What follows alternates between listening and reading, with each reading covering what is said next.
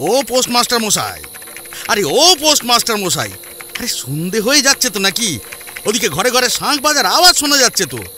বলি এখনো কি আপনি ঘট ঘট টাইপ করছেন বলুন তো? আরে বাড়ি যান না, বাড়ি যান।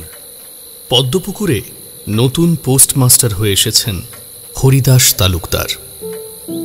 নামটা একটু পুরনো দিনের সেকেলে হলেও ভদ্রলোকের বয়স বেশি নয়। তাছাড়া এখানে এসে সকলের সাথে মিশে একেবারে অন্যরকম হয়ে গেছেন। পোস্ট অফিসের পিয়ন রামুদা তো পারলে যখন তখন ধমক দিয়ে দেন। লোকটার যে একটা পদমর্যাদা বলে জিনিস আছে সেদিকে কোনো খেয়ালই থাকে না। সেদিন সন্ধেবেলায় অফিসে বসে মন দিয়ে কাজ করতে দেখে রামুদা যখন ধমক দিয়ে উঠলেন, অ্যাসিস্ট্যান্ট পোস্টমাস্টার বাদলবাবু আর থাকতে না পেরে বললেন, ও রামুদা, কাকে কি বলছো? এই পদ্মপুকুরের পোস্টমাস্টার উনি, ওরকম ভাবে কথা বলতে আছে? রামুদা একটু থমকে গেল বটে, তবে হরিদাসের ঠোঁটের কোণে একটা কৌতুকের হাসি লক্ষ্য করে তিনি বললেন, ও ঠিক আছে, পোস্টমাস্টার তো কি হয়েছে? আরে একবার বয়সটা তো দেখতে হবে নাকি? হ্যাঁ, আমার বড় ছেলে ওনার থেকে 5 বছরের বড়, ও আমি একটু ধমক দিতেই পারি। আর আপনি মশাই কাছাকাছি থাকেন, একটা লাভ মারবেন বাড়ি পৌঁছে যাবেন, আর উনি যাবেন সেই পদ্মপুকুরের বিল পেরিয়ে। তার উপর আবার রামুদা কিছু একটা বলতে গিয়ে থেমে গেলেন। এদিকে বাদলবাবু রামুদার আগের কথাখানার ল্যাজ টেনে বলতে লাগলেন, মানেটা কি রামুদা, কি বলছো বলো তো? এক লাভ মেরে বাড়ি পৌঁছে যাব মানেটা কি? আমি কি হনুমান? রামুদা অবশ্য বাদলবাবুকে নিয়ে তেমন একটা চিন্তিত নয়, তার চিন্তা হরিদাসকে নিয়ে। তাই বাদলবাবুর কথা এক প্রকার উড়িয়ে দিয়ে তিনি বললেন, ওই দেখো কাণ্ড দেখো, আমার কথার কি কোনো গুরুত্বই নেই নাকি? দেখুন আপনি মশাই লাফিয়ে যান, হেঁটে যান আর হামাগুড়ি দিয়েই যান, আপনাকে তার বিল পেরিয়ে যেতে হবে না। উনি এখানে নতুন এসেছেন, সব কিছু জানেন না, তাই আবার মাসখানেক আগে মাকে হারিয়েছেন। আরে বুঝতে পারছেন তো ব্যাপারটা নাকি? বাদলবাবু বোধহয় ব্যাপারটা বুঝতে পেরেই একটু গম্ভীর হয়ে গেলেন, কিন্তু হরিদাস তো তেমন কিছু বুঝতে পারলে না। এটা ঠিক, মাসখানেক আগেই সে মাকে হারিয়েছে। বাবা মারা গিয়েছিল সেই ছোটবেলায়। এতকাল ধরে মা আর ছেলে মিলে জীবনটা বেশ সুন্দর চলছিল। এখন হঠাৎ করেই একটা বিশাল ছন্দপতন ঘটে গেছে জীবনে।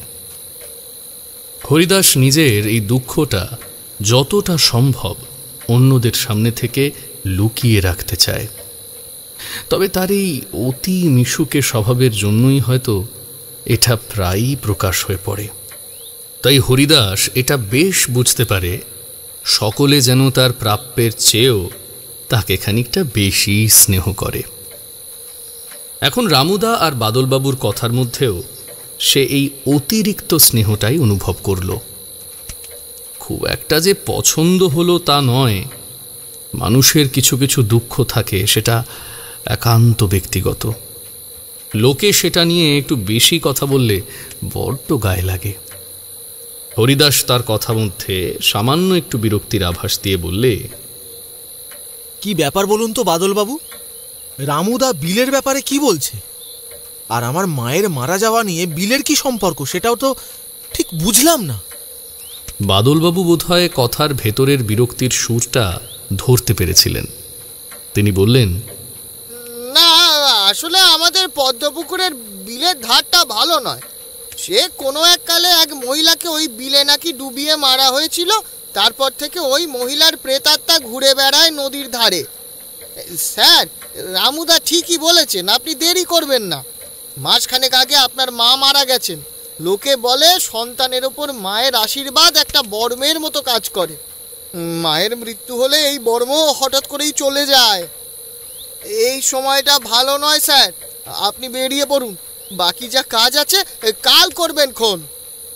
আরে মশাই, কাজ তো সারা জীবন থাকবে, কিন্তু জীবন তো একটাই নাকি? হ্যাঁ, চলেন চলেন চলেন তো দেখি, উঠুন উঠুন, উঠে পড়ুন। কথায় কাজ হচ্ছে না দেখে রামুদা একেবারে ফাইল টাইল বন্ধ করে তাকে ঠেলে ঠুলে উঠিয়ে দিলে প্রায়। হরিদাস হাসতে হাসতে বলল, আহা, বুঝলাম, আমাকে না হয় এখনই বের হতে হবে, কিন্তু ওই বিলের ধারে কোন মহিলার প্রেতাত্মা ঘুরে বেড়ায় বলছেন? এই ব্যাপারটা ঠিক কি বুঝলাম না তো। ওই তো বললাম, অনেকদিন আগে নাকি এক মহিলাকে ওই বিলে ডুবিয়ে মারা হয়েছিল। আমিও ঠিক জানি না ব্যাপারটা, ওই রামুদা বলতে পারবে। হরিদাস রামুদার দিকে তাকাতেই সে একেবারে ঘ্যাঁক করে উঠল। কি হলো কি?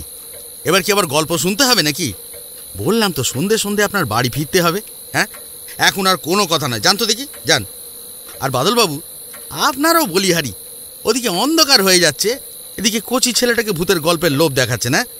শোনেন পোস্টমাস্টার বাবু, বিলের ধার দিয়ে যখন যাবেন না, বলছি চোখ কানটা একটু খোলা রাখবেন, কেমন? আর তেমন কিছু মনে হলে মনে মনে ইষ্ট নাম নেবেন। ইষ্ট নাম নেব? কিন্তু আমার তো কোনো ইষ্ট নাম নেই রামুদা। ইয়ার কি হচ্ছে? হ্যাঁ, বিপদে যখন পড়বেন না তখন বুঝবেন না কি জিনিস। ইষ্ট নাম না করলে নিজের মাকেই স্মরণ করবেন। তিনি তো গত হয়েছেন, কিন্তু এখনো আপনার সাথেই আছেন। আর শোনেন, পিছন থেকে কেউ ডাকলে কিন্তু সাড়া দেবেন না একদম। হরিদাস এগিয়ে এসে আরও কিছু বলতে চাইল, কিন্তু তার আগেই রামুদা এবার যেন তাকে প্রায় ধাক্কা দিয়ে অফিস থেকে বার করে দিলে। হয়েছে হয়েছে, আর একটাও কথা নয়, এবার যান তো দেখি, যান। হরিদাসও আর কথা না বাড়িয়ে হাসতে হাসতে নিজের সাইকেলে চড়ে কোয়ার্টারের দিকে রওনা দিলেন। সন্ধ্যের অন্ধকার তখন গোটা গ্রামটাকে তার মোলায়েম চাদরে প্রায় ঢেকে ফেলেছে। চারিদিকে শাঁখে ফুঁ দেওয়ার আওয়াজ আসছে। হরিদাস টিং টিং করে সাইকেলের ঘন্টি বাজাতে বাজাতে এগিয়ে যাচ্ছে। ঠিক তার কোয়ার্টারের আগেই মস্ত বিল। এতদিন হরিদাস আসা যাওয়ার পথে বিলটাকে দূর থেকে দেখে আসছে। শরৎকাল আসবে আসবে করছে। এখনই বেশ কয়েকটা পদ্ম ফুল ফুটেছে বিলে। কিন্তু সত্যি কথা কি, এর আগে কাউকেই খুব একটা বিলের ধারে কাছে ঘোরাফেরা করতে দেখা যায়নি। এতদিন সবাইকে জিজ্ঞাসা করবে ভাবলেও কথাটার জিজ্ঞাসা করা হয়নি। এখন বোধহয় কারণটা জানা গেল। হরিদাস বিলের ধার দিয়ে যেতে যেতে দেখল যে একজন মহিলা যেন ঝুঁকে নিচু হয়ে পদ্ম তুলছে। খানিকটা অবাক হয়ে গেল হরিদাস। এর আগে সত্যি সে কাউকে দেখেনি এই বিল থেকে পদ্ম তুলতে। আর আজ এই কথাটা ভাবতেই দেখছে কি যেন পদ্ম তুলছে। হরিদাস সাইকেল থামিয়ে দেখতে লাগলো মেয়েটাকে। একবার মনে প্রশ্ন জাগল, মেয়েটি কে? সত্যি মেয়ে তো, নাকি রামুদা আর বাদলবাবুর বলা গল্পের সেই প্রেতাত্মা, যাকে নাকি অনেক বছর আগে ডুবিয়ে মারা হয়েছিল এই বিলে? হরিদাস সাইকেল নিয়ে ওখানেই দাঁড়িয়ে রইল খানিকক্ষণ। দেখার চেষ্টা করতে লাগলো মেয়েটি পদ্ম তুলে কি করে, কিন্তু সে তো ওই জায়গা ছেড়ে নড়ছেই না। পদ্ম তোলা যেন তার আর শেষ হচ্ছে না। হরিদাস যে কি করবে কিছু বুঝতেই পারল না। এখানে আরো কিছুক্ষণ দাঁড়িয়ে অপেক্ষা করবে নাকি চলে যাবে?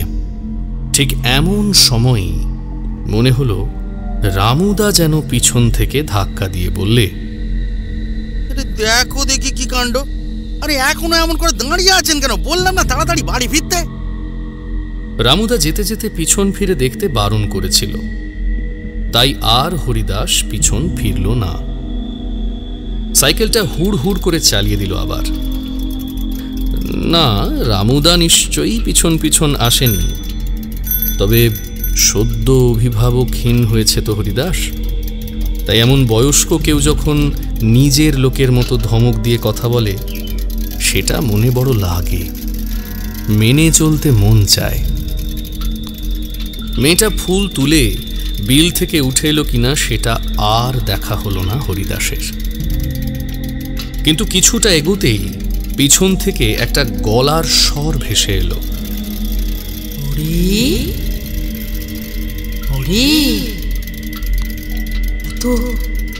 তাড়াহুড়ো করে কোথায় যাচ্ছিস বাবা? চমকে উঠল হরিদাস। তার মায়ের গলা। কিন্তু মা তো মারা গেছে তা প্রায় 1 মাস হয়ে গেল। আর মা তো এখানে এই পদ্মপুকুরে কোনোদিন আসেনি। এমনকি সে যে এখানে বদলি হয়ে এসেছিল সে খবরটুকুও মা জেনে যায়নি। তবে কি রামুদা আর বাদলবাবুর কথাটাই ঠিক? এ কি তবে সেই প্রেতাত্মা? হরিদাস প্রাণপণে জোরে সাইকেল চালাতে শুরু করলো, কিন্তু আবার পিছন থেকে সেই একই রকম গলায় কথাগুলো ভেসে এলো। ওই দেখো ছেলের কাণ্ড, একবার পিছন ফিরেও দেখে না। এত কিসের তাড়া রে তোর? আমি যে ডাকছি কানে যাচ্ছে না কথাগুলো। মুহূর্তের মধ্যে হরিদাসের সারা শরীর দিয়ে যেন একটা বিদ্যুৎ তরঙ্গ বয়ে গেল। ছোটবেলায় সে যখন খেলতে যেত তখন মা এভাবেই পিছন থেকে ডাকত। মা তাকে আবার ডাকছে এইভাবে। মা তো ডাকতেই পারে। রামুদা তো বলল মা চলে গেলেও এখনো তার সাথেই আছে। কি যেন সব অদ্ভুত অদ্ভুত ভাবনা চলে আসছে হরিদাসের মনে। সাইকেলের গতি কমে আসছে ক্রমশ। আবার কে যেন ডাকলো পিছন থেকে, হরি, ও হরি, একবারও আমার সাথে কথা বলবি না? কতদিন তো হয়ে গেল বল, কোনো কথা হয়নি তোর সাথে। আর পারল না হরিদাস। পিছন ফিরে দেখল, কোথায় মা? তার মা তো নেই কোথাও। একটু আগে যে মেয়েটি বিলে পদ্ম তুলছিল এ তো সে। এতক্ষণ পিছন থেকে তাকে দেখেছিল হরিদাস। আর 5টা গ্রামের মেয়ে যেমনটি হয় তেমনই লাগছিল, কিন্তু এখন সামনে থেকে দেখেই হাড় হিম হয়ে গেল হরিদাসের। সারা শরীর দিয়ে একটা ঠান্ডা হিম শীতল স্রোত বয়ে যেতে লাগলো। একটা কদাকার বিশ্রী মুখ, চোখ দুটো ভয়ঙ্কর ভাবে জল জল করছে, আর একটু একটু করে এগিয়ে আসছে মেয়েটা। রামুদা বলেছিল অন্যরকম কিছু দেখলে ইষ্ট নাম জপ করতে, কিন্তু সেটা আবার কি করে করে?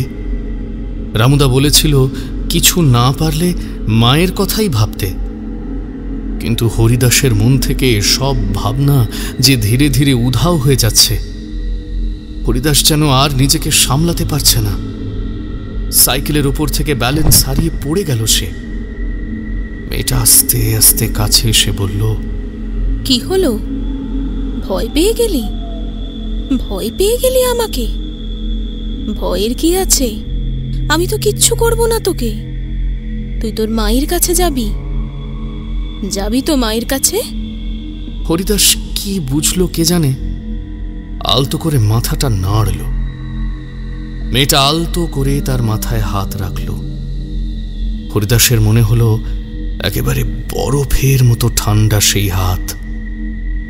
মেয়েটা তাকে আলতো করে তুলে দাঁড় করিয়ে দিল। হরিদাস কোনো প্রতিবাদ করল না। এসো, এসো আমার সাথে, আমি তোমাকে নিয়ে যাব তোমার মায়ের কাছে। মেয়েটা হাঁটতে লাগলো। হরিদাসও তার পিছন পিছন চলতে লাগলো। একটু দূরেই তার কোয়ার্টার। গেটের দারোয়ান দেখল তার বাবু একলা একলা হেঁটে যাচ্ছে। সে পিছন থেকে কয়েকবার ডাকল, কিন্তু সে ডাক হরিদাসের কান অবধি পৌঁছলে তো।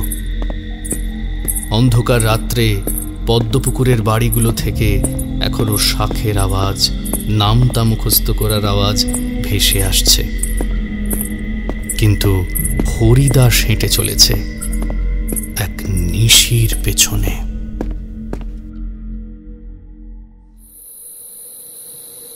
কয়েকদিন ধরে ভেদুর কি হয়েছে কে জানে। রাতে ভালো করে ঘুম হয় না, খালি মনে হয় কে যেন তার বাড়ির আশেপাশে ঘুরে বেড়ায়। আর এই রৌদ্রকেও সে ঠিকমতো বুঝতে পারে না। এই দুরাত ধরে শুনেছে ভেদু রাতের বেলায় রৌদ্র যেন কার সাথে ফিস ফিস করে কথা বলে। বারবার তার মনে হয় রৌদ্র তাকে যতটা দেখায় তার চেয়ে আরো বেশি কিছু জানে। একবার রৌদ্রকে হাতে নাতে ধরার জন্য ভেদু ফিস ফিস আওয়াজ শুনলেই ছুটে গেছে রৌদ্রর কাছে, কিন্তু সে তো খাটিয়া পেতে দিব্যি নাক ডেকে ঘুমোচ্ছে তখন। ভেদু বুঝতে পারে না সে কি ভুল ভাবছে নাকি তার সাথে ভুল কিছু হচ্ছে। কিন্তু সেদিন একটু অন্যরকম গন্ধ পেল ভেদু। আজ রাতে ওই অন্য দিনের মতো গুজগুজ ফিসফাস হয়নি, আর তাই ঘুমটা তাড়াতাড়ি নেমে এসেছিল। কিন্তু ঠিক তখনই মনে হলো কে যেন তার খাটিয়ার চারধারে ঘুরে বেড়াচ্ছে। কেমন যেন একটা মিষ্টি গন্ধ, কেমন যেন একটা অস্বস্তি হতে শুরু করলো ভেদুর। সে ধর্মর করে উঠে বসল। একটা সাদা শাড়ি পরা বয়স্কা মহিলা ভেদুর খাটিয়ার চারপাশে ঘুরে বেড়াচ্ছে। ভুরু কুঁচকে চেয়ে ভেদু বলে উঠল, ওখানে। সেই সাদা কাপড় পরা মহিলা এবার সোজা তাকালো ভেদুর দিকে। ভেদু অবাক হয়ে দেখল মহিলার চোখে জল। ভেদু, আমার ছেলেটাকে ওই ওই মেয়েটা নিয়ে গেছে। ও এবার একটু একটু করে ওর শরীরের সব রক্ত খেয়ে নেবে। বড় বড় ভয়ঙ্কর নিশি। ওর হাত থেকে আমার ছেলেটাকে বাঁচাও ভেদু, বাঁচাও, আমার ছেলেটাকে বাঁচাও। কে আপনি মা? আপনার ছেলে কোথায়? কোন নিশি আপনার ছেলেকে বশ করেছে? ভেদু লক্ষ্য করল মহিলার ঠোঁট কাঁপছে, শরীরটা যেন আস্তে আস্তে হাওয়ায় মিশে যাচ্ছে। শুধু একটা কথাই ভেসে এলো মহিলার মুখ থেকে, পদ্মপুকুর। এরপরেই সেই মহিলা হাওয়ায় মিলিয়ে গেলেন। ভেদু বুঝতে পারল এই মহিলা হয়তো কিছুদিন আগেই দেহ রেখেছেন, হয়তো মাসখানেক আগে। তবে ছেলের মায়া কাটাতে পারেননি, তাই আজ ছেলে বিপদে পড়েছে দেখে ভেদুর কাছে ছুটে এসেছে। তবে বেশিক্ষণ দেহ ধরে রাখার কৌশল এখনো শিখে উঠতে পারেনি এই প্রেতাত্মা। কে যে তার ছেলে, সেই নিশি বা কেমন, কিছুই জানে না ভেদু। শুধু এইটুকুই জানতে পেরেছে ঘটনাটা ঘটেছে পদ্মপুকুরে। হঠাৎ মনে হলো ঠিক ঘাড়ের কাছে কার যেন নিঃশ্বাস পড়ছে। চমকে তাকালো ভেদু। রৌদ্র যে কখন চুপি চুপি এসে দাঁড়িয়েছে তার ঠিক নেই। কি হয়েছে গুরুদেব? আপনি এমন করে বসে আছেন, কিছু কি হয়েছে? রৌদ্রের এই গুরুদেব ডাকটাকে হাজার বার বলার পরেও ভেদু আর আটকাতে পারেনি, তাই এই নিয়ে কথা বলা ভেদু বন্ধ করে দিয়েছে। ভেদু আজকেও আর কিচ্ছু বলল না, শুধু দূরের তাল গাছটার দিকে তাকিয়েই আনমনে বলল, কাল একবার পদ্মপুকুরে যেতে হবে।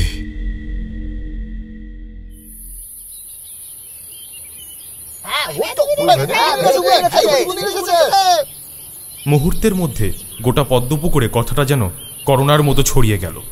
সকালে ভেদু যখন আমাকে রাতের ঘটনাটা বলল, তখন ভাবলাম পদ্মপুকুর আমার বিডিও এলাকার মধ্যেই পড়ে, খুব একটা দূরে যেতেও হবে না।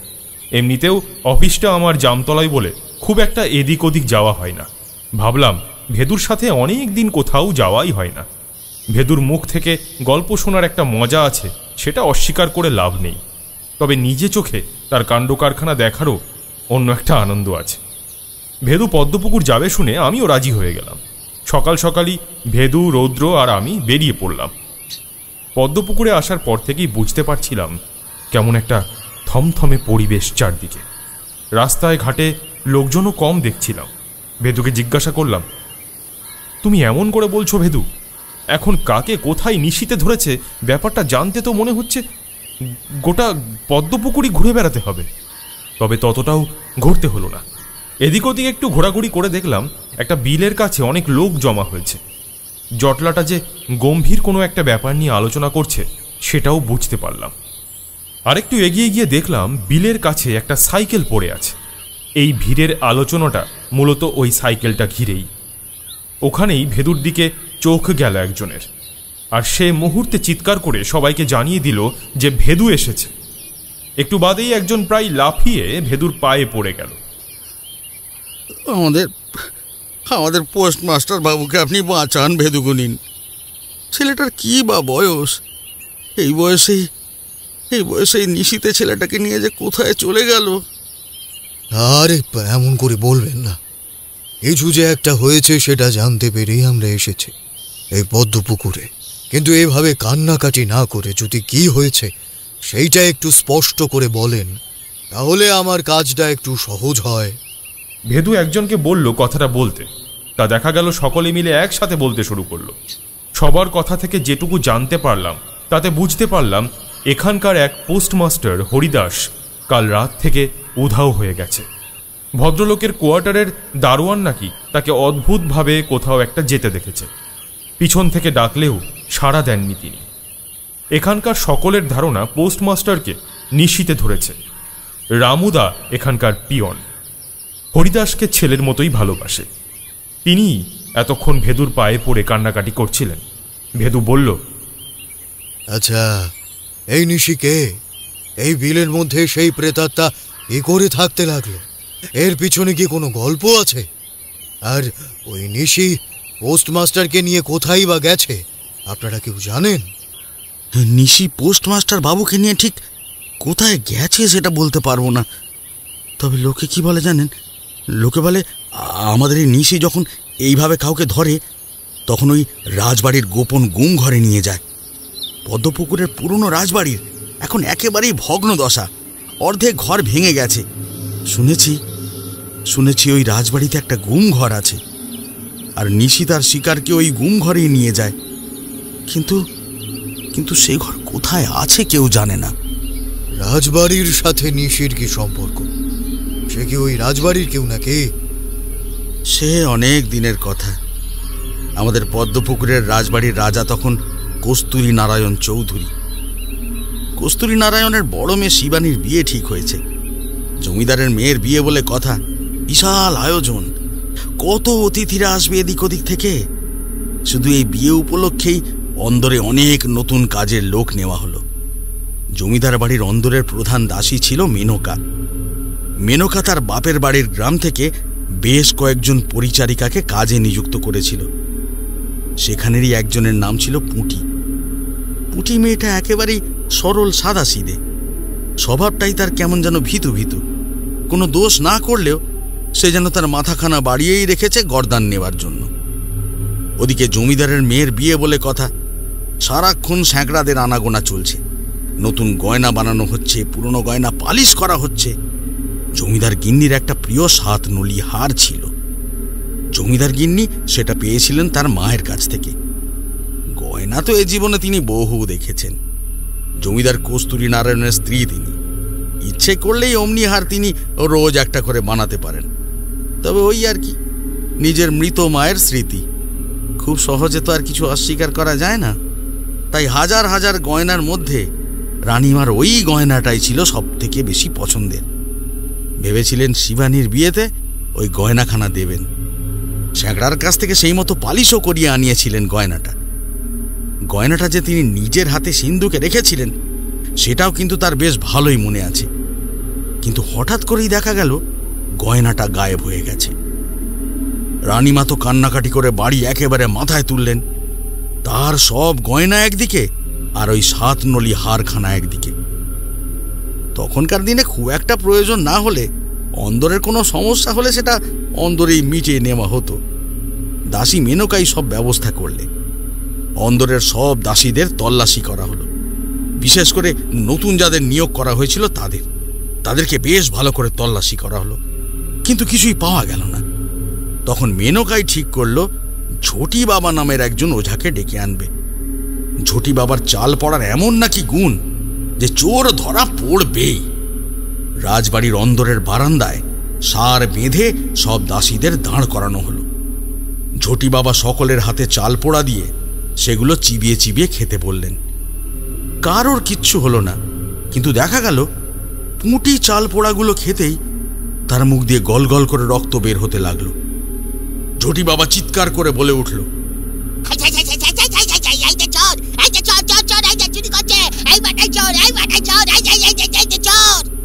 আর তো কোনো উপায় নেই, রানীমার প্রিয় হার খোয়া গেছে, আর তার উপরে চোরকেও পাওয়া গেছে। এখন তো একটাই রাস্তা খোলা আছে, মেরে ধরে যে করে হোক হারখানা বের করে দিতে হবে। আর কে না জানে যে রানীমার পছন্দের প্রিয় হারখানা বের করে দিতে পারলে মোটা বকশিস পাওয়া যাবে। সুতরাং দমাদম মার চলতে লাগলো পুঁটির ওপর।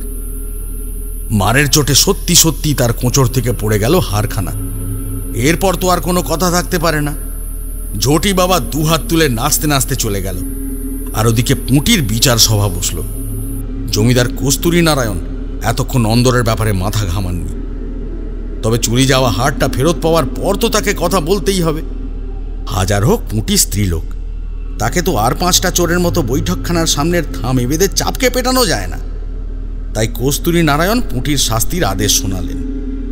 ওকে গুম ঘরে আটকে রাখো 8 দিন, তারপর যদি মেয়েটা বেঁচে থাকে ওকে ওর গ্রামে পাঠিয়ে দেওয়া হবে। তবে 8 দিন আর অপেক্ষা করতে হলো না। পুঁটি আসলে বড় নরম স্বভাবের ছিল, বড়ই ভীতু। গুম ঘরের অন্ধকারে হাওয়া বাতাসহীন একটা বন্ধ ঘরে একটা রাতও কাটাতে পারেনি সে। ওই অন্ধকার ঘরে মারা গেল পুঁটি। সম্ভবত ওই দিনই তার জীবনের শেষ দিন হলো। পুঁটি বেঁচে আছে নাকি মরে গেছে সেই নিয়ে কারও কোনো চিন্তা ছিল না। কিন্তু 2 দিন যেতে না যেতেই অসহ্য পচা দুর্গন্ধে টিকতে না পেরে খোঁজ উঠল। তারপর রাজবাড়ির লেঠেলরা পুঁটির পচা গলা দুর্গন্ধযুক্ত শরীরটাকে নিয়ে এসে ফেলে দিয়ে গেল ওই পদ্মপুকুরের বিলে। এর কিছুদিন বাদেই দেখা গেল রাজবাড়ি থেকে মেনকা দাসী উধাও। রাজবাড়ির প্রধান দাসী, তাই তাকে খোঁজার জন্য লেঠেলরা একেবারে তোলপাড় করে দিল। কিন্তু মেনকার কোনো খোঁজ পাওয়া গেল না। কিছুদিন বাদে আবার ভয়ঙ্কর দুর্গন্ধে রাজবাড়ির মানুষের পাগল পাগল অবস্থা। তখন দেখা গেল ওই গুম ঘরেই মরে পড়ে আছে মেনকা দাসী। কিন্তু আমরা আজ পর্যন্ত জানি না যে মেনকা দাসী ওই গুম ঘরে কি করে পৌঁছলো। সেদিন মেনকা দাসী হারটা চুরি করেছিল। সবাই এবার রৌদ্রর দিকে তাকালো। সে যেন সবটা দেখতে পাচ্ছে। রৌদ্র আকাশের দিকে চোখ রেখে বলতে শুরু করলো, মেনকা দাসী রানীমার গয়না সিন্ধুকে তুলে রাখত। 7 নালি হারখানা দেখে আর নিজেকে সামলাতে পারেনি। ভেবেছিল রানীমার এত গয়না নিজেই খেয়াল রাখতে পারে না, কোনটা আছে আর কোনটা নেই। এটাও বোধহয় তেমনই হবে। কিন্তু নিজের মায়ের স্মৃতি বলে রানীমা এত সহজে গয়নাটার কথা ভুলতে পারে না। কান্নাকাটি করে একেবারে হুলুস্থুল বাঁধিয়ে দেয়। তখন মেনকা দাসী নিয়ে আসে ঝটি বাবাকে।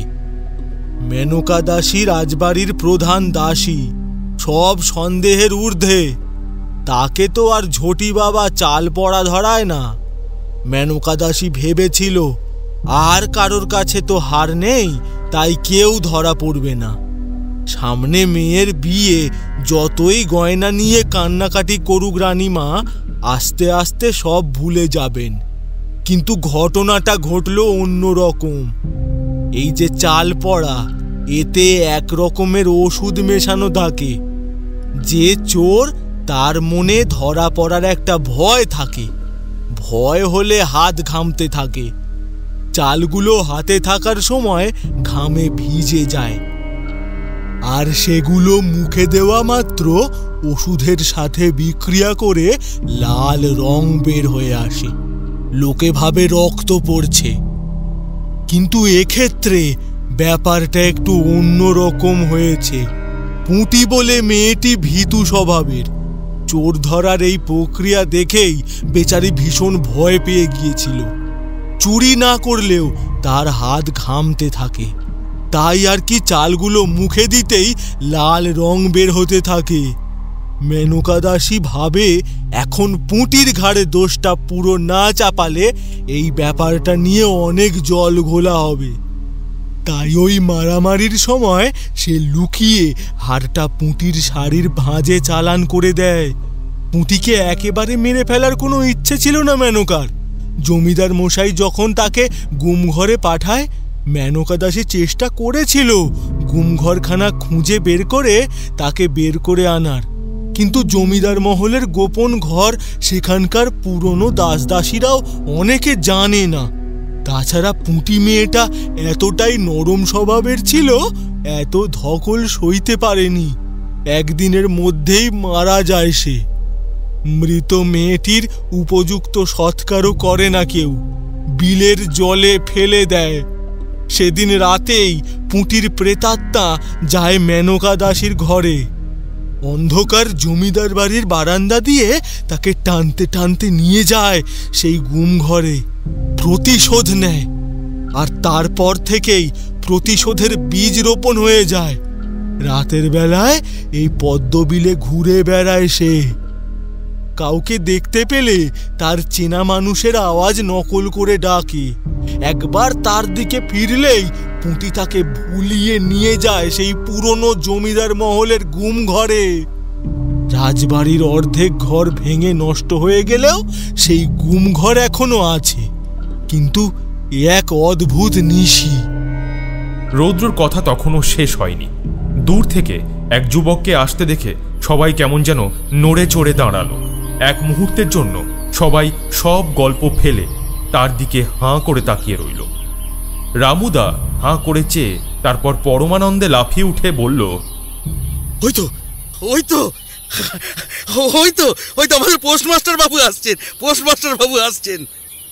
ভেদুও অবাক হয়ে তাকালো ছেলেটির দিকে। আমিও ঠিক বুঝলাম না ব্যাপারটা। ছেলেটি ফিরে এলো কি করে? আর কেমন যেন অদ্ভুত লাগছে ছেলেটিকে। মনে হচ্ছে যেন ঘুম ভেঙে উঠে এসেছে এই মাত্র। রামুদা ছুটে গিয়ে একেবারে জড়িয়ে ধরল ছেলেটিকে। পোস্টমাস্টার বাবু, আপনি ঠিক আছেন তো? হ্যাঁ, কাল রাতে কোথায় ছিলেন বাবু আপনি? বলুন দেখি। আমরা তো সারা গ্রাম ঘুরে ফেললাম, আপনার সাইকেলটা ওই বিলের এখানে পড়ে আছে। আমরা তো না জানি কত কিছু ভেবে ফেললাম। কোথায় ছিলেন বলুন তো আপনি? হ্যাঁ। পোস্টমাস্টার বাবু অবাক হয়ে তাকিয়ে রইলেন রামুদার দিকে, যেন সে কি ভাষায় কথা বলছে সেটাই বুঝতে পারছে না। কেমন যেন আনমনা লাগছে লোকটাকে। রামুদা আবার তাকে ধাক্কা দিয়ে জিজ্ঞাসা করল, কাল এতবার করে বললাম একটু আগে বেরিয়ে পড়ুন, সন্ধ্যের পর বাইরে থাকবেন না। তা সেসব কথা তো শোনাতেই নেই। আচ্ছা বলছি, তা কি হয়েছিল? সারা রাত্রির কোথায় ছিলেন আপনি? হরিদাস এদিক ওদিক তাকাতে লাগলো। কাল রাতে সে যে ঠিক কোথায় ছিল সেটা বোধহয় তার মনে পড়ছে না। রামুদা বারবার তাকে ঝাঁকিয়ে জিজ্ঞাসা করাতে একটা সময় সে বিরক্ত হয়ে রামুদাকে ধাক্কা দিয়ে বলল, রামুদা, কি হয়েছে? এত বিরক্ত করছো কেন? কোথাও একটা ছিলাম, হয়তো মনে পড়ছে না। আর আজ তো রবিবার, আজ তো অফিস যেতে হবে না। আজ একটু ঘুমাবো, ভীষণ ঘুম পাচ্ছে। এর আগে রামুদা বোধহয় কখনো এরকমভাবে হরিদাসের মুখ থেকে কথা শোনেনি। তাই ভয় পেয়ে খানিকটা পিছিয়েই এসে বলল, না তাই তো আজ তো রবিবার, কোনো কাজ নেই। তাহলে বাড়ি গিয়ে বরং একটু ঘুমিয়ে নেন। আর শরীরটাও তো তেমন সুবিধার বলে মনে হচ্ছে না। হরিদাস এসব কথার কোনো উত্তর দিল না। রামুদাকে এক প্রকার ধাক্কা মেরে চলে গেল। বাদলবাবু এবং আরও যারা সেখানে দাঁড়িয়েছিল সবাই ওর দিকে মুখ চাওয়াচাওয়ি করলে রামুদা নিজেও ঘাবড়ে গিয়ে কেমন যেন ফ্যাল করে বলল, না, আসলে শরীরটা খারাপ লাগছে বলে বোধহয় এমন করে বলল। এমনিতে লোকটা খুব ভালো, সে তো তোমরা জানোই। যাকে কাল যে কিছু হয়নি সেটাই ভগবানের অশেষ কৃপা। ওহ বাবা। হরিদাস ততক্ষণে নিজের সাইকেলটা গুছিয়ে নিয়ে ওই জায়গা ছেড়ে চলে গেছে। আমরা তিনজন যে একেবারে অচেনা লোক এখানে দাঁড়িয়ে আছি সেদিকে একেবারে নজরও দিলে না। ভেদু বলল, একেবারে যে কিছু হয়নি সেটাই বা বলছেন কি করে? কিছু তো একটা হয়েছে। ওই কিছু তো দেখছি না, এ তো দিব্যি একবারে হেঁটে চলে গেল। আমিও সেটাই ভাবলাম, কিছুই তো তেমন দেখছি না। একটু অন্যমনস্ক লাগছে। হয়তো রাতে ঘুম হয়নি, কিছু হয়তো মনে করতে পারছে না, কিন্তু এমনি তো সব ঠিকই আছে। ভেদু আলতো হেসে বলল, তা হাত পা সব ঠিক থাকলেই বুঝি সব ঠিক থাকে? ওর সাথে রাতে বড় একটা কিছু হয়েছে। ওই নিশি ওকে একদিনে মারবে না, একটু একটু করে মারবে। আমার হিসেব যদি ঠিক হয় তবে আজ রাতে ও আবার ওই পুরনো রাজবাড়ির গুম ঘরে যাবে। ওকে আটকাতে হবে, যে করেই হোক ওকে আটকাতে হবে। রামুদার চোখ মুখ দেখে বুঝলাম বেচারা বেশ ভয় পেয়ে গেছে। ভেদু যে কি বলছে কিছুই বুঝলাম না। আমি বললাম, ভেদু, একবার পুরনো রাজবাড়িটা দেখবে নাকি? ওখানে গেলে হয়তো আরও বেশি কিছু জানতে পারবে। আর যদি ওই গুম ঘরটা খুঁজে পাওয়া যায় তাহলে তো সেই নিশির সাক্ষাৎও পাওয়া যেতে পারে। হ্যাঁ, সে তো যাওয়াই যায়, তবে মনে হচ্ছে না ওখানে গিয়ে কোনো লাভ হবে। মনে হচ্ছে যা হওয়ার আজ রাতেই হবে। নিশি ওকে বশ করে নিয়েছে। প্রতি রাতে একটু একটু করে ওর শরীরের রক্ত খাবে। একেবারে শেষ করবে না, একটু একটু করে শেষ করবে। আজ রাতে হরিদাস নিজেই যাবে ওই গুম ঘরে। আজ রাতে ওই পুরনো জমিদার বাড়িতে আসন পাততে হবে আমাকে। এতক্ষণ ভেদু নিজের মনে মনেই বকবক করে যাচ্ছিল। এখন রামুদার দিকে তাকিয়ে বলল, আমাকে একবার নিয়ে চলুন তো দেখে আপনাদের ওই পুরনো রাজবাড়িতে। ভেদুর কথা শুনে রামুদার চোখ দুটো ছলছল করছিল। চোখ মুছে জোরে একটা নিঃশ্বাস নিয়ে রামুদা বলল,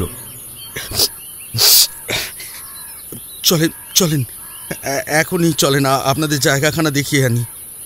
ভেদু একবার রৌদ্রের দিকে তাকালো, দুই ভ্রু কুঁচকে একবার মাপার চেষ্টা করলো। ভেদুর এই রৌদ্রকে নিয়ে সংশয়ের ব্যাপারটা একটুও কাটেনি। কি যেন ভাবে সে রৌদ্রকে নিয়ে। বারবারই তার নাকি মনে হয় রৌদ্র কিছু একটা লুকিয়ে যাচ্ছে। তবু বোধ হয় কখনো কখনো রৌদ্রকে ভরসা করতে হয়। তোমাকে ওই পুরনো রাজবাড়িতে নিয়ে গেলে তুমি গুমঘরটা খুঁজে বার করতে পারবে? মেঘনাথ সাধুকার বাড়ির গুমঘর থেকে তো আমাকে বার করে এনেছিলে। ভেদু যে তাকে কোনো একটা কাজের দায়িত্ব দিতে চাইছে সেটা শুনেই মনে হলো রৌদ্র কৃতার্থ হয়েছে। তবে মুখটা ভার করে বলল, চেষ্টা করব গুরুদেব। মেঘনাথের বাড়িতে তো আপনি ছিলেন, আপনার নিঃশ্বাসের আওয়াজ লক্ষ্য করে পৌঁছে গেছিলাম। আর তাছাড়া মেঘনাথ তো হাল আমলের লোক। এখানকার জমিদার বাড়ি তো কত পুরনো, সেসব কালে গুমঘর বানানোর আলাদা কৌশল ছিল। হ্যাঁ, সেসব খুঁজে বার করা কি আর আমার কর্ম? তবু গুরুদেব, আপনি যখন বললেন তখন একবার চেষ্টা করব। আমরা আর ওখানে দাঁড়িয়ে দাঁড়িয়ে সময় নষ্ট করলাম না। রামুদার সাথে পুরনো রাজবাড়ি দেখতে চললাম। রামুদা আগে আগে তার সাইকেল নিয়ে যাচ্ছে, পিছন পিছন আমাদের জিপ যাচ্ছে। বেশ খানিকটা যাওয়ার পর একটা বেশ ঘন জঙ্গল দেখা গেল। রামুদা বলল, আগে এখানে জঙ্গল ছিল না। আসলে এখন আর এদিকে তেমন কেউ আসে না, তো তাই লোকে না আস্তে আস্তে জায়গাটা জঙ্গল হয়ে গেছে। চারদিকে এত ঘন গাছপালা যে দিনের বেলাতেও ঝিঁঝি পোকা ডাকছে। জিপের চাকার তলায় শুকনো পাতা মরমর করে মুচড়ে যাওয়ার শব্দ পাওয়া যাচ্ছে। একটু এগোতেই সামনে জমিদার বাড়ির চূড়াটা দেখা গেল। এককালে যে এই বাড়ির জৌলুসি আলাদা ছিল সেটা বেশ বোঝা যায়। গেটের ওপর দুটো পরীর ডানা খসে গেছে অনেকদিন, মুখের মধ্যেও কালি ঝুলি মাখানো। একটা পরীর গা দিয়ে কি একটা লতানে কাজ বেরিয়েছে। লোহার মরচে পড়া দরজাটা বন্ধ, তবে সেটার অর্ধেক রড ভেঙে গেছে। ওটা বন্ধ বা খোলা কোনো কিছুতেই এখন আর কোনো লাভ নেই। আমরা জিপটা গেটের বাইরে রেখে নামলাম। আমরা চারজনের কেউই তেমন একটা মোটা নই, তাই ওই গেটের গড়াদের মাঝখান দিয়ে গলে যেতে তেমন একটা অসুবিধা হলো না। সম্পূর্ণ রাজবাড়িটাকে একটা বিশাল বটগাছ আস্তে আস্তে গ্রাস করে নিচ্ছে। রাজবাড়ির মহলের এক একটা ঘরে গিয়ে দেখলাম সব ঘরের দেওয়াল ভেদ করেই বটগাছের ডালপালা জেগেছে। ছাদ ফেটে বটের ঝুড়ি নেমেছে, কিন্তু গুম ঘরের কোনো অস্তিত্ব পেলাম না। আমরা তখন দোতলার বারান্দায় ছিলাম। রামুদা যেভাবে আমাদের ওই পুটির গল্পটা বলেছিল সেটা মনে মনে কল্পনা করে নিলে এখানে এই বারান্দাতেই বোধহয় বসেছিল সেই বিচার সভা। আমরা যখন ঠিক ওই বারান্দায় দাঁড়িয়ে আছি তখন দেখলাম রৌদ্র চোখ বন্ধ করে বারান্দার মাঝখানে দাঁড়িয়ে আছে। ভেদু প্রথমটাই সেদিকে খেয়াল করেনি, এখন চোখ পড়তেই ভ্রু কুঁচকে বলল, কি হলো? কিছু কি দেখতে পাচ্ছ? সেই গুম ঘর কোথায় জানতে পারলে কিছু? রামুদাও হাঁ করে তাকিয়ে আছে রৌদ্রের দিকে। রৌদ্র চোখ বন্ধ করে কি যেন একটা বিড়বিড় করছে, আর মনে হচ্ছে কয়েকবার কেঁপে কেঁপে উঠছে। ভেদু রৌদ্রের আরো একটু কাছে গিয়ে প্রায় ফিস ফিস করে জিজ্ঞাসা করল, কিছু দেখতে পাচ্ছ? কে দেখতে পাচ্ছ না কে? এবার হঠাৎ করে চোখটা খুলল রৌদ্র। গুরুদেব, গুরুদেব, সেদিন যা হয়েছিল সব যেন দেখতে পাচ্ছি। এই যে রৌদ্র ছুটে গেল সামনের দিকে। ওদিকটাই একটা বেশ উঁচু বেদি করা ছিল, এখন বেশ খানিকটা ভেঙে গেলেও মূল কাঠামোটা অনেকটাই একরকমের আছে। রৌদ্র ছুটে গিয়ে সেই বেদির উপর কয়েকটা চাপড় মেরে বলল, এই বেদির উপরে রানীমা বসেছিলেন, আর এখানে প্রধান দাসী মেনকা, সামনে একটা চিকে ফেলা ছিল, আর ওদিকে দুপাশে রাজবাড়ির দাসীরা ওই লাইন দিয়ে দাঁড়িয়েছিল। হ্যাঁ, আর এখানে দাঁড়িয়েছিল পুঁটি। গুরুদেব এখানে দাঁড়িয়েছিল। হ্যাঁ, আমি স্পষ্ট দেখতে পাচ্ছি। ওর হাত পা টকটক করে কাঁপছে, ভয়ে ঘেমে যাচ্ছে। আর এইখানে দাঁড়িয়েছিল ঝটি বাবা সকলের হাতে চাল পোড়া দিল। পুঁটির মুখ দিয়ে লাল রস বের হচ্ছে, আর সকলে পুঁটিকে মারতে শুরু করলো। রৌদ্র অদ্ভুতভাবে সেদিনের সব ঘটনা বলে যেতে শুরু করলো। ভেদু গম্ভীর হয়ে বলল, রাজামশাই পুঁটিকে গুম ঘরে নিয়ে যাওয়ার হুকুম দেওয়ার পরে তাকে ঠিক কোথায় নিয়ে যাওয়া হলো সেই ব্যাপারে কিছু জানা গেল? রৌদ্র আবার চোখ বন্ধ করে কি যেন ভাবতে লাগলো। তারপর চোখ বন্ধ করেই মাটির একটা জায়গায় গোল হয়ে ঘুরতে লাগলো। তারপর যেখানে সে গোল হয়ে ঘুরছিল সেখানে ঠিক মাঝখানে এক জায়গায় তর্জনীটা রাখলো। তারপর আবার বিড়বিড় করতে করতে সোজা কোথায় যেন চলতে লাগলো। ভেদুও রৌদ্রের পেছন পেছন চলতে লাগলো। কিছুটা যাওয়ার পরে রামুদা চিন্তিত মুখে বললেন, উনি কোথায় যাচ্ছেন? এরপরের বেশ খানিকটা জায়গা তো পুরোটাই ভেঙে গেছে। সত্যিই তাই, সামনের বেশ কিছুটা জায়গা পুরোই ধসে গেছে। সে যাক, তাতে ক্ষতি নেই, কিন্তু দেখলাম রৌদ্র চোখ বন্ধ করে যেতে যেতে ওই ভাঙা অংশের দিকেই চলে যাচ্ছে। এবার ওকে না আটকালে হয়তো পড়েই যাবে। এদিকে ভেদুরও যেন কোনো হুঁশ নেই। আমি ভেদুকে ডাকতে যেতেই দেখলাম তার আগেই ভেদু হাত বাড়িয়ে রৌদ্রকে ধরে নিল। হ্যাঁ, থাক, আমার মনে হয় সেই গুমঘর আর নেই, আগেই ভেঙে পড়ে গেছে। আমি তো এখনো কোনো রহস্য গন্ধ পাচ্ছি না। আমার মনে হয় দিনের বেলায় আমরা এখানে কিছুই পাবো না, আমাদের রাত হওয়ার জন্য অপেক্ষা করতে হবে। সারাটা দিন আমাদের গ্রামের এদিক ওদিক ঘুরে কেটে গেল। বিকেলের দিকে আমি একবার হরিদাসের সাথে দেখা করলাম। ভেদুকেও বলেছিলাম, চলো না একবার লোকটার সাথে কথা বলে আসি। তখন বিলের ধারে তো কথাই হলো না। এখন হয়তো লোকটা একটু স্বাভাবিক হয়েছে, একবার কথা বলে তো দেখাই যায় নাকি। কিন্তু ভেদু রাজি হলো না। না ভিডিও স্যার, কোনো লাভ হবে না। ওকে ওই নিশে বশ করে নিয়েছে, ও এখন নিজের বশেই নেই। ও যে ঠিক কি বলছে কি করছে কিছুই ও জানে না। তাছাড়া আজ রাতে আমাকে একটা বিশেষ পুজো করতে হবে ওই পুরনো রাজবাড়ির সামনে। তার জন্য আমার কিছু প্রস্তুতির দরকার। আমাকে কিছুক্ষণ একা একা নির্জনে ধ্যান করতে হবে। হ্যাঁ, একা একা। বুঝতে পারলাম ভেদু ঠিক রাজি নয় হরিদাসের সাথে দেখা করার জন্য। ভেদু যখন রাজি নয় তার মানে ওখানে গিয়েও তেমন কোনো লাভ হবে না। তবু একবার সামনে থেকে হরিদাসকে দেখার লোভ ছাড়তে পারলাম না। প্রথমে গেট দিয়ে ঢুকতে গিয়েই দারোয়ানের ধমক খেলাম। তার বাবু নাকি তাকে বলেই দিয়েছে আজ রবিবার, বাবু আজ কারোর সাথে দেখা করবে না। অনেকবার বোঝানোর পরে যাও বা ভেতরে যাওয়ার অনুমতি পেলাম, কিন্তু হরিদাস আমাকে দেখে প্রায় তেড়ে এলো। কে আপনি? আচ্ছা, মুশকিল তো। দারোয়ানকে তো বলেছিলাম আজ আমি কারোর সাথে দেখা করব না, তাহলে কেন এভাবে লোক ঢুকিয়ে দিচ্ছ? একটা দিনকে আমি একটু নিরিবিলিতে কাটাতে পারবো না নাকি? একটু শান্ত হন। কাল সারা রাত আপনি কোথায় ছিলেন? কে আপনাকে নিয়ে গিয়েছিল? আপনার কি কিছু মনে পড়লো? না, কিচ্ছু মনে পড়ছে না। আর মনে পড়লেই বাকি, আপনাকে বলতে যাব কোন দুঃখে? না, আমাকে কিছু বলতে হবে না, কিন্তু কাল আপনার সাথে কি হয়েছে সেটা কি আপনার কিছু মনে পড়ল? দারোয়ান, এই দারোয়ান! দারোয়ান ছুটে আসতেই আবার চিৎকার করে উঠল। কি ব্যাপার? কি এই লোকটাকে যাকে তাকে আমার ঘরে ঢুকিয়ে দিচ্ছ, ব্যাপারটা কি? দারোয়ান একবার আমার দিকে তাকাচ্ছে, আবার কখনো হরিদাসের দিকে। আমি যথেষ্ট শান্তভাবেই বললাম, আমাকে আপনি যতটা যাতা ভাবছেন ততটাও কিন্তু আমি নই। আমি কিন্তু এখানকার বিডিও। BDO officer? তাতে কি? কেউ বিডিও অফিসার হলেই বুঝি যার তার ঘরে এমনিই ঢুকে পড়া যায়? এরপরে আর আমার কিছুই বলার থাকে না। আমি আর কোনো কথা না বলেই চলে এলাম। ভেদু ঠিকই বলেছিল, এই হরিদাস এখন সম্পূর্ণভাবেই ওই নিশির বশে রয়েছে। ভেদু আমাকে বলেছিল ওই পুরনো রাজবাড়ির দিকেই কোনো একটা বটগাছের নিচে নাকি ও ধ্যান করবে। এখানে আর কোথায় যাব?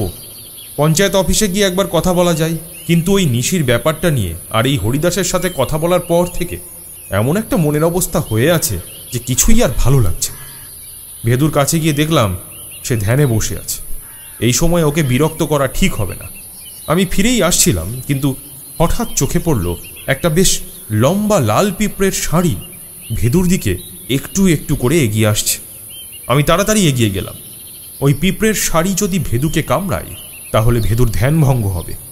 আবার যদি আমি পিঁপড়েগুলোকে সরিয়ে দিই তবুও আমার হাত লেগে ভেদুর ধ্যান ভঙ্গ হবে। বুঝতে পারলাম না, যেখানে পিঁপড়ে আসতে পারে এমন একটা জায়গা ভেদু ধ্যানের জন্য বাঁচলই বা কেন? কি যে করব কিছুই বুঝতে পারলাম না। আপাতত পিঁপড়েগুলোকে সরিয়ে দেওয়ার চেষ্টা করলাম, কিন্তু যা ভেবেছিলাম তাই হলো। আমার হুটো পাটাতে ধ্যান ভঙ্গ হলো ভেদুর। ভেদু অবাক হয়ে একবার ওই পিঁপড়ে আর একবার আমার দিকে তাকাচ্ছে। কি যে করব ঠিক বুঝতে পারছি না। ভেদু এবার নিশ্চয়ই আমাকে ধমক দেবে। আফটার অল আমার জন্যই তো তার ধ্যান ভঙ্গ হয়েছে। আমি ব্যাপারটা ম্যানেজ করার জন্য ওর উপরেই চড়া হলাম। কি যে করো না ভেদু, এখানে এমন লম্বা পিঁপড়ের শাড়ি, জায়গাটাকে পরিষ্কার না করেই বসে গেছো। আমি ধ্যানে বসার আগে কি জায়গা পরিষ্কার করব না? যেখানে পিঁপড়ে আসতে পারে এমন জায়গায় বসবই বা কেন? ধ্যানের সময় কোনো প্রাণীকে হত্যা করা অথবা কষ্ট দেওয়া অনুচিত। এতে এতে এতে ধ্যান সফল হয় না। আমি এখানে বসার আগে তো পিঁপড়ে ছিল না। অবশ্য এখন তো আর আমি নিজের কাজ নিজে করি না, করার সুযোগই পাই না। আমি কিছু করার আগে রৌদ্রই ছুটে আসে, কিন্তু সে তো কিছু খেয়াল করেছে বলে মনে হয় না। ভেদু আর আমার এই কথা বলার মধ্যেই দেখলাম রৌদ্র ছুটে এলো। কি হয়েছে গুরুদেব? কি হয়েছে? আমার কি কিছু ভুল হলো নাকি? এখানে পিঁপড়ে এলো কোথা থেকে? নিরীহ পিঁপড়েগুলোকে দেখে রৌদ্র এমন ভয়ানকভাবে আঁতকে উঠল যে মনে হচ্ছে ও বোধহয় মাইক্রোস্কোপ দিয়ে পিঁপড়ের যে ভয়ঙ্কর মুখ দেখা যায় সেটাই দেখে ফেলেছে। কি করে এলো বলুন তো? এরকম তো হওয়ার কথা নয়। আমি তো খুব ভালো করে পরিষ্কার করে এখানে আসন পেতেছিলাম। কি করে হলো? বোধহয় ওই নিশি এখানে এসে পিঁপড়ে ছেড়ে দিয়ে গেছে। কে জানে কখন যে এলো। আমি তো এই ধারে কাছেই ছিলাম, কই কিছু তো চোখে পড়েনি। ভেদু ভ্রু কুচকে তাকিয়ে রইল রৌদ্রের দিকে। তারপর মাটিতে ঝুঁকে পড়ে পিঁপড়েগুলোকে আর একটু ভালো করে লক্ষ্য করে একটা অদ্ভুত হাসি হেসে বলল, পিঁপড়েগুলোর মুখে চিনির দানা। মুটি প্রেত হয়ে এখানে চিনি ছড়িয়ে যাবে? না, এটা আশা করা যায় না। এমন পিছন থেকে আক্রমণ কোনো প্রেতের কাজ নয়, এ নির্ঘাত কোনো মানুষের কাজ। কারো বোধহয় ইচ্ছে নয় যে আমি আজকের কাজে সফল হই। এ আবার কেমন কথা? এখানে আবার কোন এমন মানুষ আছে যে চাই না তুমি সফল হও? এক্ষেত্রে তো একজনকেই সন্দেহ করা যায়, হরিদাস। কিন্তু সে তো তার নিজের কোয়ার্টারেই আছে, এখনও এই একই রকম আচরণ করে যাচ্ছে, কারো কোনো কথা কানেই তুলছে না। রৌদ্র, তুমি মুড়ি নারকেল মাখছিলে না আজ আমাদের দুজনের খাবারের জন্য? নারকেলের সাথে কি দিয়েছিলে, গুড় নাকি চিনি? কথাটা শোনা মাত্র বেচারা রৌদ্রের মুখটা একদম শুকিয়ে আমসি হয়ে গেল। ভেদুর এরকম ব্যবহারগুলো আমার একদম ভালো লাগে না। বেচারা আপ্রাণ চেষ্টা করে চলেছে যাতে ভেদুর কোথাও না কোথাও একটু অসুবিধা না হয়, আর এদিকে ভেদুর তার এই ভালোবাসার কোনো মর্যাদাই দেয় না। সে বেচারা একেবারে কাঁদু কাঁদু গলায় বলে উঠল, গুরুদেব, আপনি আমাকে সন্দেহ করেন বুঝি? হ্যাঁ, নারকেলের সাথে চিনি দিয়েছিলাম, কিন্তু সেই চিনি আমি এখানে নিয়ে এসে ছড়াবো? এটা আপনি ভাবতে পারলেন গুরুদেব? আহা, আমি কখন বললাম তুমি এখানে চিনি ফেলেছো? আমি তো শুধু বললাম নারকেলের সাথে চিনি মাখিয়েছো নাকি গুড়। আমি অবশ্য আখের গুড় দিয়ে নারকেল মেখে খেতে বেশি ভালোবাসি। যাকে যা করেছো নিয়ে এসো, সূর্য তো মাথার ওপর যেতে বসলো, খিদে লেগেছে আমার। ও বিডিও স্যার, পঞ্চায়েত অফিসে তো আপনার থাকা খাওয়ার আয়োজন হয়েছে, যাওয়ার আগে একটু নারকেল মুড়ি খেয়ে যান না। হ্যাঁ, ভেদু যে ঠিক কি বলতে চাইলো সেটাই তো বুঝতে পারলাম না। রৌদ্রও কেমন ভেমা চাকার মতো চেয়ে রইল। আমি পরিস্থিতিটা একটু অন্যরকম করার জন্য বললাম, তা তুমিই বা এখানে নারকেল মুড়ির আয়োজন করালে কেন? আমি তো পঞ্চায়েত অফিসে বলে রেখেছিলাম, ওরা তো আমাদের সকলের জন্যই আয়োজন করেছে, তুমিও চলো, ওখানে না হয় দুপুরে খাওয়াটা খেয়ে নেবে। না না, রাতের বেলা অনেক কাজ আছে, বেশি গুরু পাক খেলে মনোযোগে অসুবিধা হবে। আপনি যান বিডিও স্যার, আমি এখানেই ঠিক আছি, এসব আমার অভ্যেস আছে। ভেদুর গো প্রচণ্ড, অনেক বুঝিয়ে ওই পুরনো রাজবাড়ির কাছ থেকে ওকে নড়াতে পারলাম না। তবে আমারও ঠিক পঞ্চায়েত অফিসে মন বসছিল না। কোনো মতে খাওয়া দাওয়া সেরে আবার ফিরে এলাম পুরনো রাজবাড়িতে।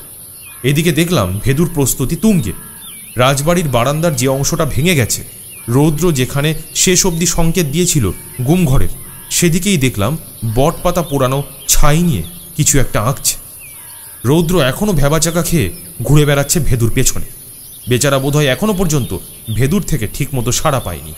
ভেদু মন দিয়ে ওই বটপাতার পোড়া ছাই দিয়ে কিছু একটা এঁকে গণ্ডি বানানোর চেষ্টা করছে। রৌদ্র তার পিছন পিছন ঘুরতে ঘুরতে একসময় মুখোমুখি দাঁড়ালো, কাঁদো কাঁদো গলায় বলল, গুরুদেব, আপনি আপনি কি আর আমাকে বিশ্বাস করতে পারছেন না?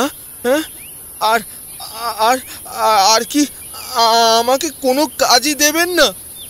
আমি কথা দিচ্ছি, আমি একেবারে মন প্রাণ ঢেলে কাজ করব, আর কোনো ভুল হবে না। কাজ করবে? কি কাজ করবে বলো তো? আচ্ছা বেশ, ওই হরিদাসকে ওর বাড়িতে আটকে রাখতে পারবে? রৌদ্র ব্যাপারটা বোধহয় ভালো করে বুঝতে পারল না, এখনো হাঁ করে তাকিয়ে আছে ভেদুর দিকে। ভেদু বলল, আমার অনুমান যদি সত্যি হয় তাহলে ওই নিশি আজ আবার হরিদাসকে টেনে আনবে এই পুরনো বাড়িতে। রাজ হয়তো তার নিজের যাওয়ার প্রয়োজন হবে না আর। নিশি তাকে সম্পূর্ণ বশ করে রেখেছে, সে নিজেই চলে আসবে এখানে। কেউ নিজে আসতে চাইলে তাকে আটকানো বড় মুশকিল। হরিদাসের বাড়ির দারোয়ান রামুদা কিংবা বাদল বাবু, এদের পক্ষে কাজটা সম্ভব নয়। ওরা আটকাতে গেলে হরিদাস ওদের কোনো ক্ষতি করে দিতে পারে। তোমার কাছে অনেক শক্তি আছে, আমার কাছ থেকেও বেশ কিছু মন্ত্র শিখেছ। দেখো, খুব গুরুত্বপূর্ণ কাজ দিচ্ছি তোমায়, পারবে নাকি হরিদাসকে আটকাতে? আমি এখানে নিশির সাথে বোঝাপড়া করব। হরিদাস এখানে না এলে আমার কাজটা একটু সুবিধার হবে। হরিদাস এখানে এলে নিশি ওর ক্ষতি করে আমাকে দুর্বল করে দিতে পারে। রৌদ্রের মুখে একটা অদ্ভুত হাসি ফুটে উঠল। মনে হলো ভেদুর মুখ থেকে এমনই কিছু শোনার জন্য সে অপেক্ষা করছিল। ঝপ করে ভেদুর পায়ে হাত দিয়ে প্রণাম করে সে বলল, হ্যাঁ গুরুদেব, একদম একদম গুরুদেব, আপনি কিছু চিন্তা করবেন না, একদম চিন্তা করবেন না, আমি আপ্রাণ চেষ্টা করব। ভেদুকে প্রণাম করে রৌদ্র লাফাতে লাফাতে চলে গেল, যেন কোনো এক গুরুত্বপূর্ণ কাজের দায়িত্ব সে পেয়েছে। কিন্তু আমার মন থেকে সন্দেহ গেল না।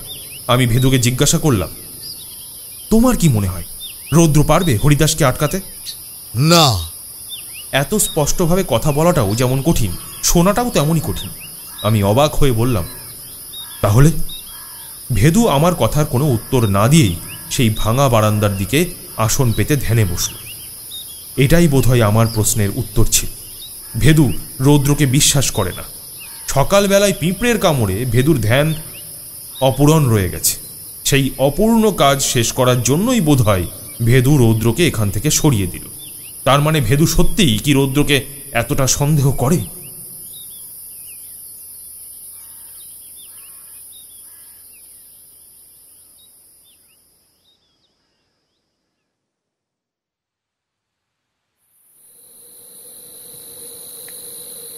অন্ধকার হয়ে আছে চারিদিকে। বিকেলের পর থেকেই একটা সোঁদা সোঁদা গন্ধের হাওয়া ঘুরে বেড়াচ্ছিল চারদিকে। যে কোনো মুহূর্তে বৃষ্টি পড়বে। দূরের আকাশে মাঝে মাঝেই আলোর ঝলকানি দিচ্ছিল। যদিও কোনো শব্দ নেই, হরিদাস তার ঘরেই শুয়েছিল। কেমন যেন আনচান করছে শরীরটা, নিজের শরীরটাকে যেন সে নিজেই চিনতে পারছে না। কি দুর্বল লাগছে শরীরটা। বিকেলের পর থেকে শুধু বিছানায় গড়িয়ে চলেছে। রামুদা একবার দেখা করতে এসেছিল, দেখা করেনি সে। কাউকে চোখের সামনে দেখলেই যেন মাথায় আগুন জ্বলছে, কাউকে চোখের সামনে দেখলে সহ্য হচ্ছে না। অনেকক্ষণ নিজের বিছানায় উপুড় হয়ে শুয়েছিল হরিদাস। হঠাৎ মনে হলো বন্ধ দরজাটা কেমন একটা অদ্ভুত আওয়াজ করে খুলে গেল। আবার কি রামুদা এলো নাকি?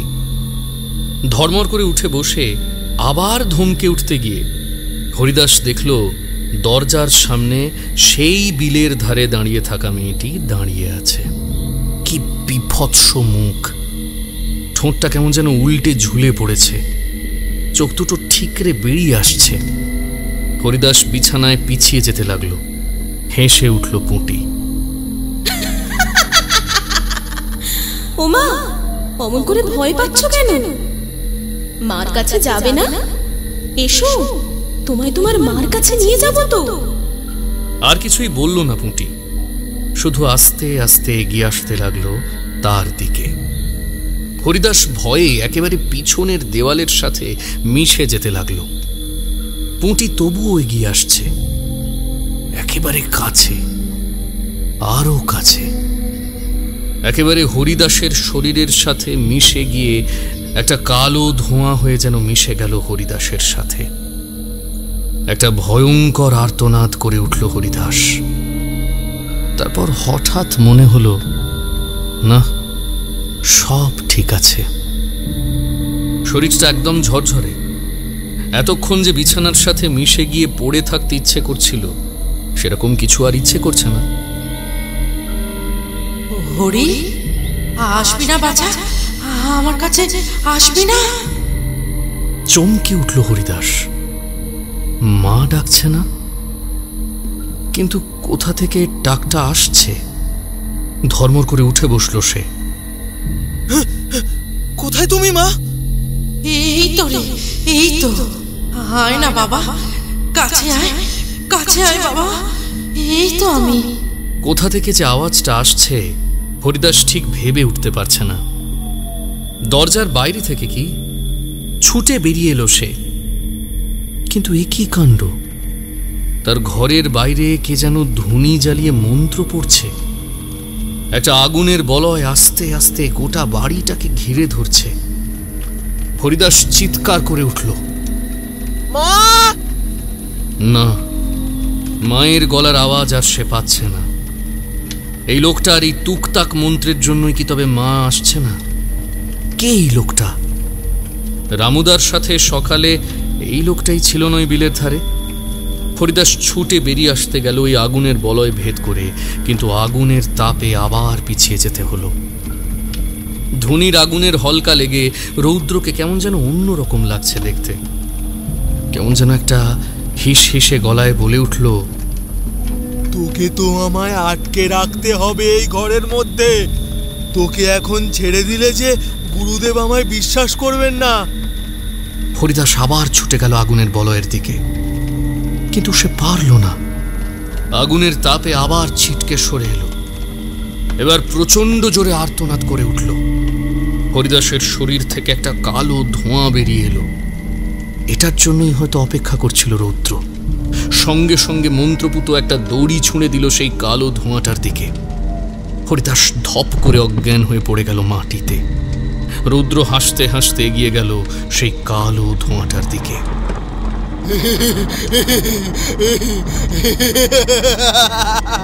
আমাকে ফাঁকি দিয়ে চলে যাবি তুই?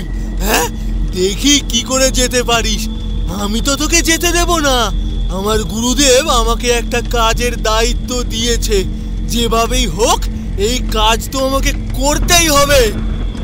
কালো ধোঁয়াটা যেন দড়ির বাঁধনের মধ্যে ছটফট করছে, বারবার দড়ি কেটে বেরিয়ে আসার চেষ্টা করছে, আর না পেরে ওই বাঁধনের মধ্যেই ঘুরপাক খাচ্ছে। রৌদ্র একবার ওই দড়ির বাঁধনের ভেতরের কালো ধোঁয়াটাকে মুঠো করে ধরতে গেল। ধোঁয়া তো হাত দিয়ে ধরা যায় না, কিন্তু অদ্ভুতভাবে এই ধোঁয়াটা যেন রৌদ্রর হাতের মুঠির মধ্যে ধরা দিল। রৌদ্রর হাতের মধ্যে ধোঁয়াটা গোল গোল হয়ে ঘুরছে, মনে হচ্ছে যেন হাত ভেদ করে বেরিয়ে যাবে, কিন্তু কিছুতেই বের হতে পারছে না। রৌদ্র এবার হো হো করে হেসে উঠল।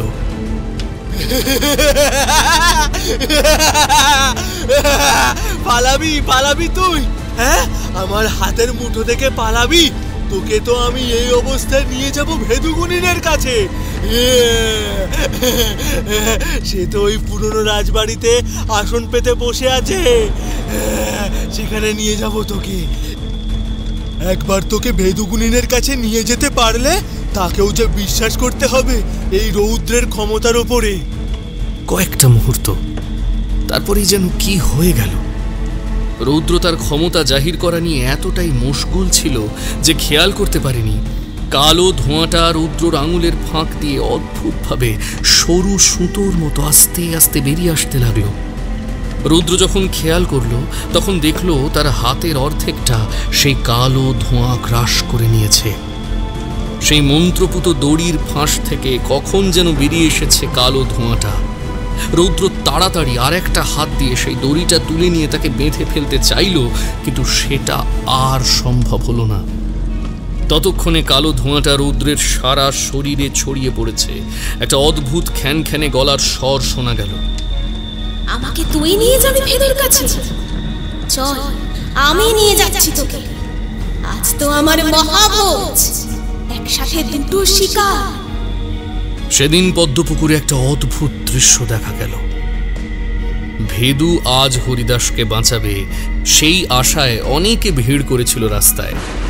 তারা অবাক হয়ে দেখল কালো ধোঁয়ায় মোড়া দুটো শরীর হেঁটে হেঁটে চলছে। তারা নিজে থেকে যাচ্ছে না, কে যেন তাদের ঠেলে ঠেলে নিয়ে যাচ্ছে।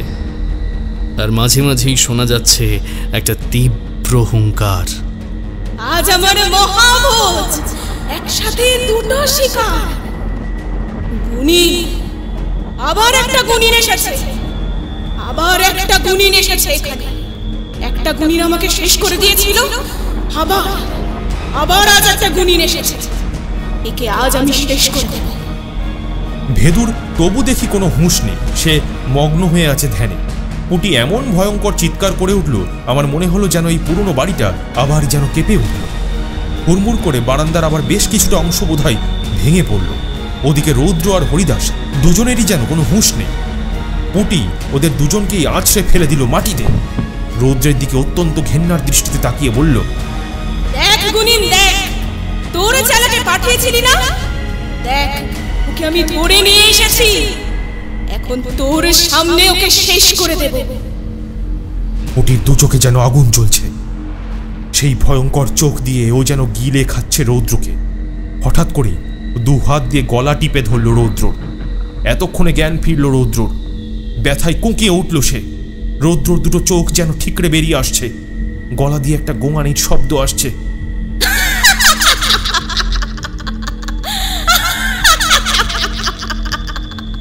কি হলো? ঘুম ভাঙলো তোর? ঘুম ভেঙেছে?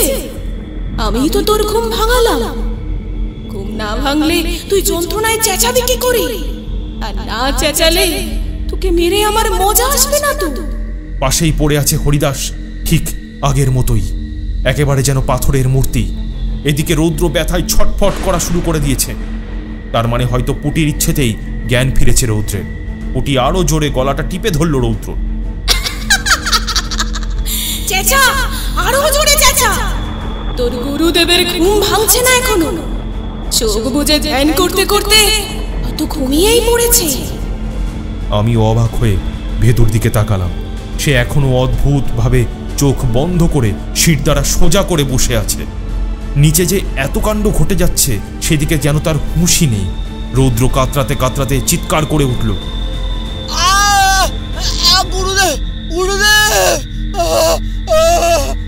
ঠিক তখনই একটা অদ্ভুত কাণ্ড ঘটল। ভেদু চোখ খুলে সোজা তাকালো ওই নিশির দিকে। আর ওই একবারের তাকানোতেই কি যেন এক অদৃশ্য শক্তি ছিল। পুটি ছিটকে পড়ল বেশ খানিকটা দূরে। ভেদু এবার আস্তে করে ঘাড় ঘুরিয়ে বলল, ভিডিও সাহেব, আপনি ওদের একটু সরিয়ে নিন তো ওখান থেকে। আমি তাড়াতাড়ি ছুটলাম, কিন্তু পুরনো রাজবাড়ির পুরনো সিঁড়ি দিয়ে হুড়মুড় করে যেতে গিয়ে দুটো সিঁড়ি ধমাস করে ভেঙে গেল। আমি দোতলা থেকে সোজা একতলায় পড়লাম। একটা পা বোধহয় মচকেছে, তবে সেসব দেখার সময় এখন আমার নেই। আগে রৌদ্র আর হরিদাসকে সরিয়ে আনতে হবে পুটির নাগাল থেকে। ভেদুর ধ্যান থেকে সদ্য চোখ মেলা দৃষ্টির প্রভাবে অনেকটা দূরে গিয়ে পড়েছে পুটি। নিজেকে সামলাতে তার কিছুটা সময় লাগবে। ওদিকে রৌদ্রও নিজেকে কিছুটা সামলে নিয়েছে। কোনো মতে হামাগুড়ি দিয়ে সে সরে আসার চেষ্টা করছে, তবে হরিদাসের এখনো কোনো জ্ঞান নেই। আমি তাড়াতাড়ি ছুটে গেলাম ওদের দিকে। তাড়াতাড়ি ওদের প্রায় ধাক্কা মেরে সরিয়ে নিয়ে আসার চেষ্টা করলাম, কিন্তু তার আগেই সেখানে পুটি এসে গেছে। আমার হাত থেকে পুটি ওদেরকে প্রায় ছাড়িয়ে নিয়ে মুহূর্তের মধ্যে যে ঠিক কোথায় চলে গেল বুঝতে পারলাম না। আসলে পাটা হঠাৎ করে মচকে যাওয়ায় ঠিক কিছুই বুঝতে পারছিলাম না। ভেদুকে দেখলাম আসন ছেড়ে উঠে দাঁড়িয়েছে। সিঁড়ির অর্ধেকটা ভেঙে যাওয়ায় ভেদুর পক্ষে আর স্বাভাবিকভাবে সিঁড়ি দিয়ে নেমে আসা সম্ভব নয়। একেবারে সেই পুরনো আমলের হিন্দি ছবির হিরোদের মতো দোতলার সেই ভাঙা বারান্দা থেকে লাফ দিল। ভেদু হাঁপাচ্ছে। হাঁপাতে হাঁপাতেই বলল, কোথায় গেল, কোথায় গেল ও? হরিদাসকে নিয়ে কোথায় গেল? হঠাৎ করে পুটি এমন করে চলে গেল যে ঠিক বুঝতে পারলাম না কোন দিকে গেল। অবশ্য আমার জন্য অপেক্ষা না করেই ভেদু ছুটে ভেতরের দিকে চলে গেল। ওপরের বারান্দার ভাঙা অংশটা যেখানে ভেঙে পড়েছিল, সেই আবর্জনা ডিঙিয়ে একটু যেতেই দেখা গেল পুটি হরিদাসকে কোলে নিয়ে বসে আছে। হরিদাসের গলার নড়ির কাছে মুখ ডুবিয়ে বসে আছে, আর ঠোঁটের দুপাশ দিয়ে রক্ত বেরিয়ে আসছে। ভেদু চিৎকার করে উঠল, ছেড়ে দে, ছেড়ে দে বলছে, ওকে তুই ছেড়ে দে। পুটি অদ্ভুত এক পৈশাচিক হাসি হাসতে হাসতে সরতে লাগলো পিছনে। তার এক হাতের মুঠিতে খামচে ধরা রয়েছে হরিদাসের চুলের মুঠি। ভেদু তার ঝোলা থেকে এক মুঠো ধুলো পোড়া নিয়ে ছুড়ে দিল পুটির দিকে। পুটি যন্ত্রণায় চিৎকার করে উঠল, কিন্তু তখনও হরিদাসকে ছাড়ল না। ভেদু এবার ছুটে গিয়ে তার রুদ্রাক্ষ জড়ানো হাত দিয়ে ঠাস করে পুটির গালে একটা চড় মারল। এবার পুটি ছেড়ে দিতে বাধ্য হলো হরিদাসকে। এবার আর আমি দেরি করলাম না, ভেদুর আদেশেরও অপেক্ষা করলাম না। ছুটে গিয়ে হরিদাসকে সরিয়ে নিয়ে এলাম। ভেদু এবার পুটির দুহাত চেপে ধরল। অনেক হয়েছে, এবার এখান থেকে যাওয়ার জন্য প্রস্তুত হও। না, কিছুতেই না, যাব না এখান থেকে। আমি সবাইকে শেষ করে দেব, সবাইকে। তুই গুণিন, তুই কিচ্ছু করতে পারবি না। ভেদুর রুদ্রাক্ষের গুণে পুটি কিছু করতে পারছে না, পালাতেও পারছে না। তবে ওই একই জায়গায় মারাত্মক ছটফট করছে। এত ছটফট করলে জব করা সম্ভব নয়, তবে এতক্ষণে রৌদ্র নিজেকে সামলে নিয়েছে অনেকটা। কখন যেন আস্তে আস্তে এসে ভেদুর পিছনে দাঁড়িয়েছে। বটগাছের মন্ত্রপুত দড়িটা ছুঁড়ে দিল সে। ওই দড়ি একবার কোনো অশরীরী সূক্ষ্ম শরীর স্পর্শ করলে সে আর নড়তে পারে না। ভেদু এবার তার জব শুরু করলো। বেশ কিছুক্ষণ জব করার পরই দেখলাম পুটির শরীরটা একটা কালো ধোঁয়া হয়ে মিশে গেল সেই আবর্জনার স্তূপে। একটা বিশ্রী গন্ধ কিছুক্ষণ সেই জায়গায় ঘোরাফেরা করতে লাগলো। আস্তে আস্তে সেটাও মিলিয়ে আসতে লাগলো। আমরা আবার ফিরে আসছি জামতলার দিকে। হরিদাস এখন অনেকটা সামলে উঠেছে। পিশাচের ক্ষত তো আর ডাক্তারের ওষুধে সারার কথা নয়, তাই ভেদু তার ওষুধপত্র কিছু দিয়েছে, কিন্তু সেই ওষুধেও সারতে কিছুটা সময় লাগবে। অবশ্য রামুদা আছে তাকে দেখাশোনার জন্য। গাড়িতে আসতে আসতে দেখলাম ভেদু একভাবে বসে আছে, কোনো কথা বলছে না সেভাবে। রৌদ্র বলল, গুরুদেব, আপনি একটা কাজ দিলেন, আমি করতে পারলাম না, কিন্তু আমি নিশিকে ধরেছিলাম। বিশ্বাস করুন, আমি নিশিকে ধরে ফেলেছিলাম। আমি তো তোমাকে নিশি ধরে আনার কাজ দিইনি, হরিদাসকে আটকে রাখতে বলেছিলাম। রৌদ্রর মুখটা শুকিয়ে গেল। আমি এখনো ঠিক বুঝে উঠতে পারলাম না ভেদু কি রৌদ্রকে কোনো কারণে সন্দেহ করে, কিন্তু কেন?